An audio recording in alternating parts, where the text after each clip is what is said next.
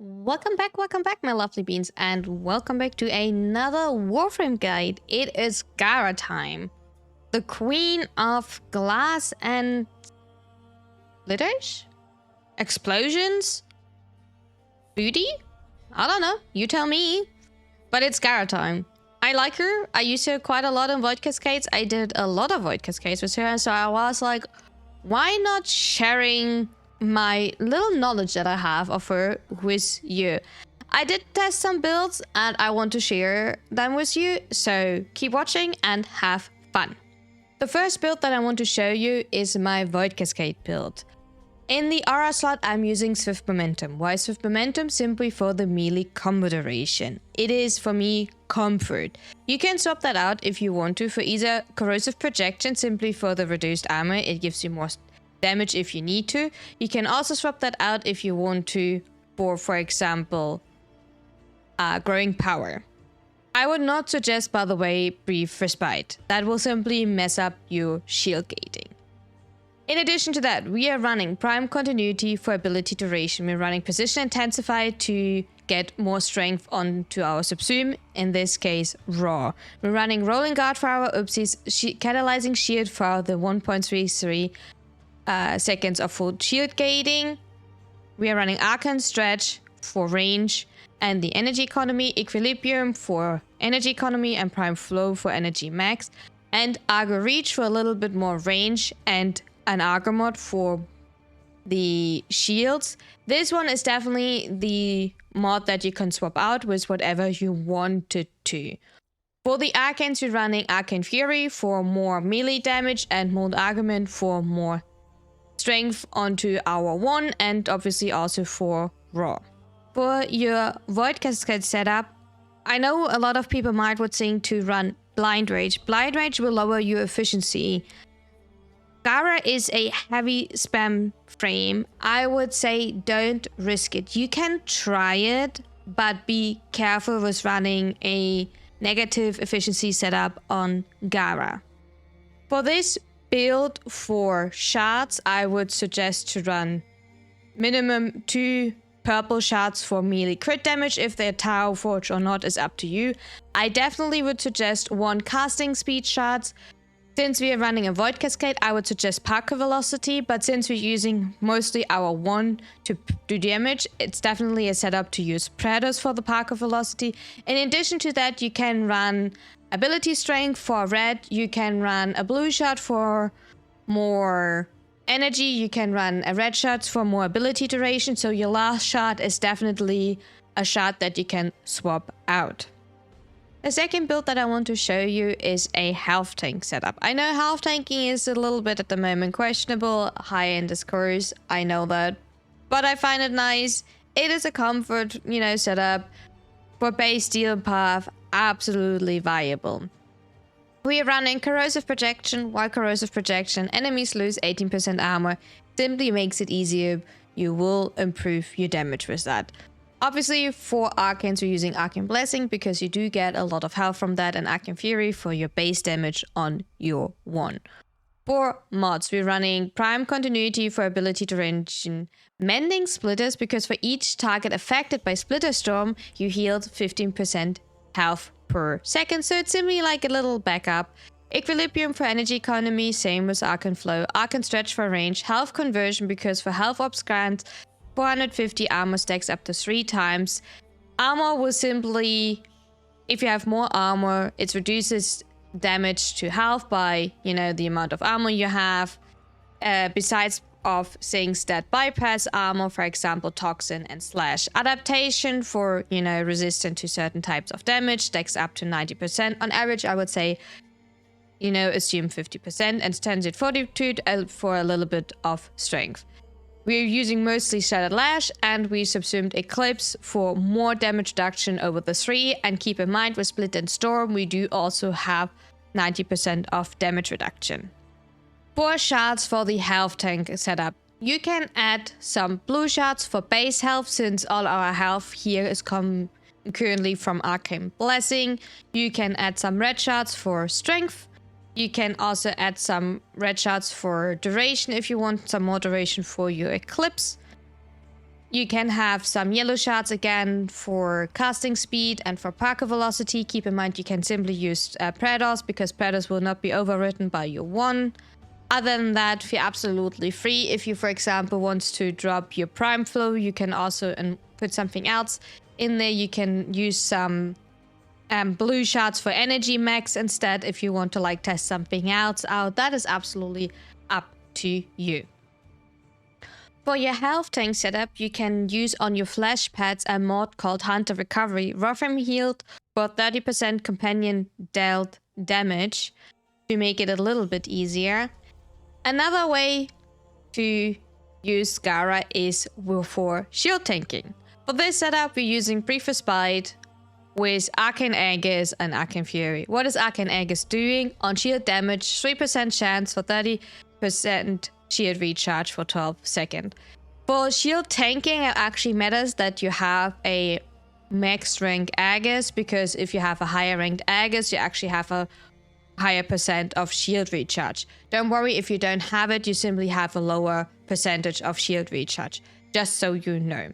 What are we actually running? We're running Transit Fortitude for the higher percentage of damage reduction, Fast Deflection for the shield recharge, Prime Flow and Equilibrium for the energy economy, Arcane Stretch for our range, Adaptation once again for the damage reduction, Prime Redirection to have the nearly maxed shield, and Prime Continuity for our duration and to balance out Transit Fortitude. For the subsume here, we are using Condemn, simply because I wanted to test something else. What is Condemn actually doing? Condemn casts a wave of energy that changed enemies around where they stand. Each enemy held reinforced Harrow's shield, so you simply get your shield back, which can actually be kind of fun to test out. I found it funny, so why not? For shards, you can add some blue shards for more shield to have the 2.5 seconds of invulnerability. You can add some red shards for more strength to have more strength on your 1 and on your Condemn. You can add yellow shards for casting speed or parkour velocity if you wanted to. So that is all up to you what you feel comfortable with. For your shield tanking setup, you can use a Raksa Kubro. Thanks to the mod Protect, that Kubro comes to the defense of its master, replenishing both their shields by 30% of its maximum shield and adding its shields regenerate to its masters for 3 seconds. That together with Hunter Recovery, that's like 2 mods that makes it like a little bit sweeter for your setups. It's like optional, not necessary, just if you want to perfect your setups. If you're just starting out and still want to test Gara, this would be an option for you. Keep in mind that is a beginner build. If you already have more than that, you can simply swap out what you already have.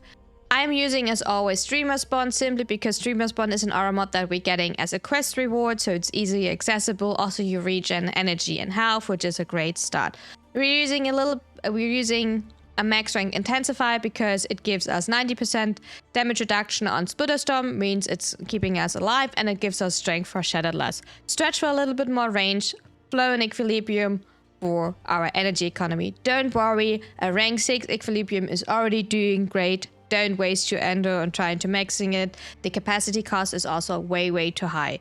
Continuity, simply to have a little bit more duration on Splitterstorm. Vitality, base health keeps you alive. Base health means you don't have to worry about stepping into Toxin. That together with Splitterstorm is way enough to stay alive. Redirection is simply shield. Shield is together with the damage reduction, takes care of a lot of things that hits you, and Fast Deflection simply helps you that your shield is recharging.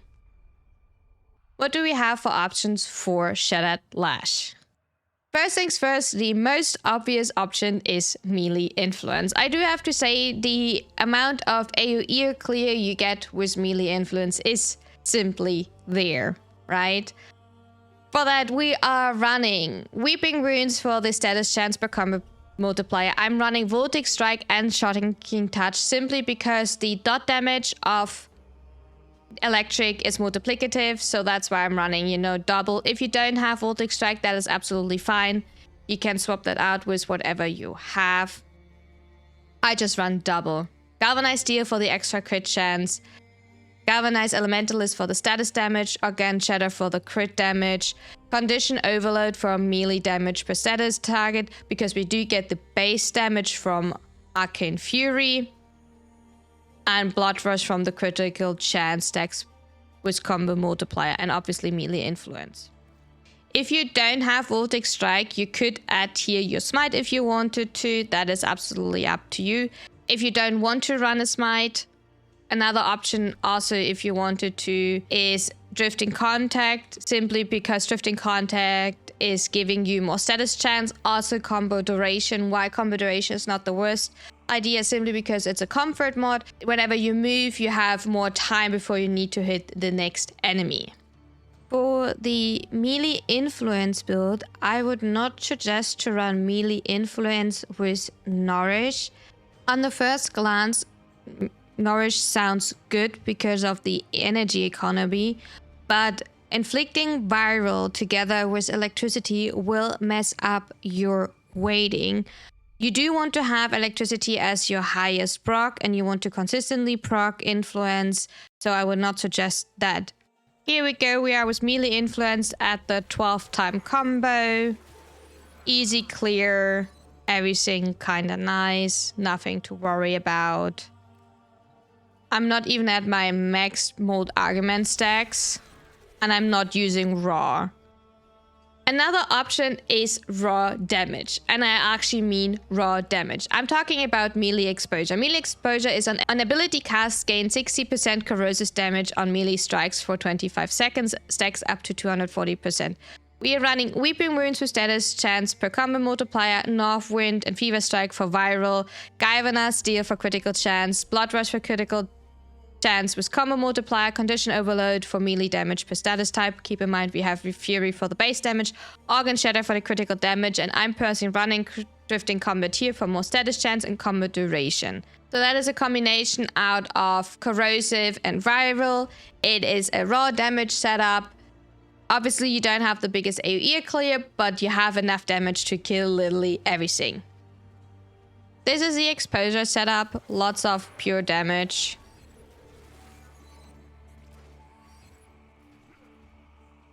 Keep in mind, I don't have my mold argument stacks maxed. I don't use raw in this case, so that is just a quick showcase how a lot of these setups work. This build is a props to my mod Hacker. If you're wondering, I'm streaming on Twitch and he gave me that idea. I tested it out and found it actually kinda nice. Whatever you're not directly killing dies to the heat take. What is Affliction actually doing? Affliction, enemies affected by status effects gain 6 additional stacks when they are knocked down, flung by melee attacks. And you know, if you don't know, you actually do knock them over or ragdoll them quite a lot with Gara's one, so that's actually not the worst. We are running Weeping Wounds, Organ Shatter, Molten Impact, so the heat take is actually what killing them. Galvanize Steel, Blood Rush, Condition Overload. Keep in mind, we do have our base damage from Fury. This Smite you obviously you're swapping out with whatever you know you will run, and Galvanize Elementalist for the status damage. As you can see, I have a Vortex setup, and I will not show you the Vortex setup simply because it does not work. Gara has too much damage. You're killing before Vortex can trigger, so that is not an option, I will honestly tell you. For the Affliction build, it is mostly a passive kill, because whatever you're knocking over, they're dying from the passive heat kill. So they're actually dying from a 1 to 2 million passive heat tick, what you will see, which is the void number that happens when they're getting knocked over. There you go. We even saw like a 5 million heat tick, which is literally like the whole purpose. There you go. And if you're just starting out and want to test Gara, that would be a setup for you. This is a no former setup. You're running Fever Strike and Shocking Touch for raw damage. Drifting Contact, which is a Nightmare B rotation. I will put in the info box where to get that. For combo duration and status check, Molten Impact, so you're running a Corrosive Heat setup, which is raw damage, Pressure Point for base damage, True Steel for crit chance, Organ Shatter for crit damage, and Body Count, which you get from Necrolist bounties for your combo duration. So you have a lot of time to hit the next enemy without losing your combo, because your combo is actually the multiplier to get a lot of damage. And that is the beginner build. Quite a lot of damage for no arcane. When I would probably like prime, it would be even more. My Diriga is also like priming. It's actually a Texan, not a Diriga. The biggest issue for Gara is still what happens to knocked over enemies. Are you taking a nap down there, mister? I guess so. There you go.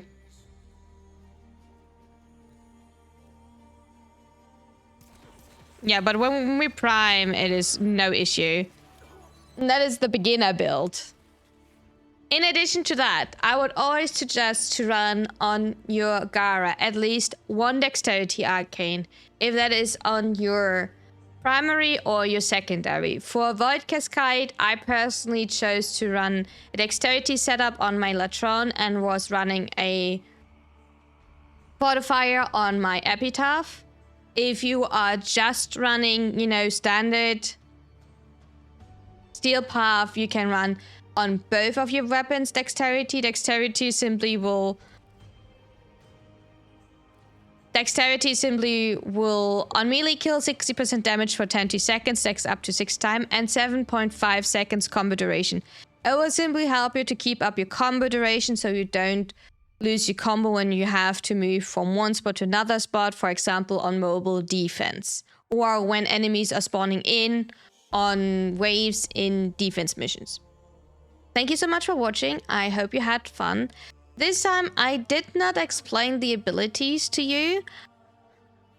Let me know what you think about that. If you prefer me explaining the abilities and or not, you know, simply feel free to give me feedback. And see you next time. Bye bye.